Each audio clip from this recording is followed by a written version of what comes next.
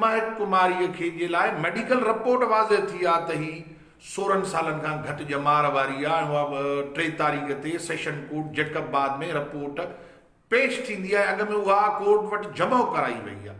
हिन घड़ी इहो ज़रूरी थी पियो आहे त हिन साज़िश खे नाकाम कयूं त सिंधी हिंदू जेके असांजा भाउर आहिनि उन्हनि जी इज़तुनि सां खेॾिजे त उहे लॾे वञनि, सिंध अक़लियत में तब्दील थिए। सिंध रवादारी जो देश आहे। हिन देश जे अंदरि गुंडाराज मढ़ियो वियो आहे, लाकानूनी जो राकास पियो थो घुमे त छाछरे जो मंदर जी बेहुरमती कयो, मस्जिदूं इमाम बारगाह बमनि सां उॾायो, तसुब जे बुनियाद ते मस्जिदनि खां नफ़रत कयो जेके फ़िरक़ो रखनि थियूं। ही माहौल साज़िश आहे। सिंध वासियो अचो त पंहिंजी धरतीअ जी इंसान दोस्त रवादारी ऐं सभिनी मज़हबनि जे मुक़दस किताबनि ऐं धर्मनि जो एहतराम कंदड़ जेको सिंध देश आहे तंहिंजे वजूद ऐं फ़िक्र जो तहफ़ुज़ कयूं। 3 तारीख़ सेशन कोर्ट जैकबाद गॾु थियूं ऐं उते हिन लाकानूनी जे ख़िलाफ़ कानूनी तौर ते हीअ जंग खटूं ऐं अदलिया ऐं इंसाफ़ ॾींदड़ इदारनि खे कानून जी हुकुमरानी खे यकीनी बणाइणो आहे, गुंडा राज खे यकीनी नाहे बणाइणो। मां हिन घड़ी बिलख़ुसूस मुखातिब आहियां सिंध जे आलमनि सां, मज़हबनि जो एहतराम कंदड़ माण्हुनि सां, सिंधी सिविल सोसाइटी कानूनदाननि सां, पर अर्ज़ु थो कयां त मौलाना ताजमल अमरोटी सिंध जी वेझे तारीख़ में मज़हबनि जो एहतराम कंदड़ रवादार आलिम हो।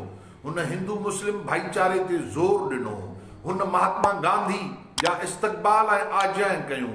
तंहिं करे मौलाना ताजमल अमरोटी जे पैरोकारनि जे मथां इहो फ़र्ज़ु थो थिए त सिंध मां हिन क़िस्म जी तहसुब जी पाड़ पटनि जेके असांजे बुज़ुर्गनि ऐं असांजे फ़िक्र ऐं फ़लसफ़े जे ख़िलाफ़ आहे।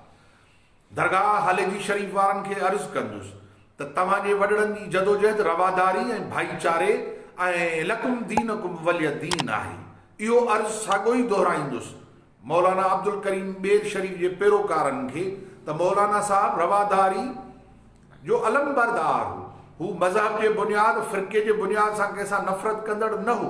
तंहिं करे ज़रूरी थी पियो आहे त उनजा फ़िक्री पौलग सिंध जो तहफ़ुज़ कनि। इहो साॻियो ई अर्ज़ु रखंदुसि शहीद धरतीअ जे पुट मौलाना ख़ालिद ममून सुमरे जे पैरोकारनि खे त ॿाहिरि अचो, सिंध में इहो तहसुब ऐं तफ़र्रुक़ जो ख़ात्मो कयो। सिंधी हिंदू हिन धरतीअ जा पुट ऐं वारिस आहिनि। उहे माऊं भेणूं नियाणियूं असांजूं आहिनि। तंहिं करे इस्लाम खे ख़तरो न आहे, सिंध ऐं सिंधियत खे ख़तरो आहे त धरतीअ ते आबादीअ जो तवाज़ुन तब्दील कजे। अफ़गानी, बर्मी, बंगाली हिन देश ते कब्ज़ो कनि। हीउ देश अल्लाह ताला सिंधियुनि लाइ तख़लीक़ कयो। हिन जा वारिस सिंधी आहियूं। इहो न आहे त हिन जो वारिस को रुगो मुस्लमान आहे। सभु सिंधवासी हिन धरतीअ जा वारिस आहियूं।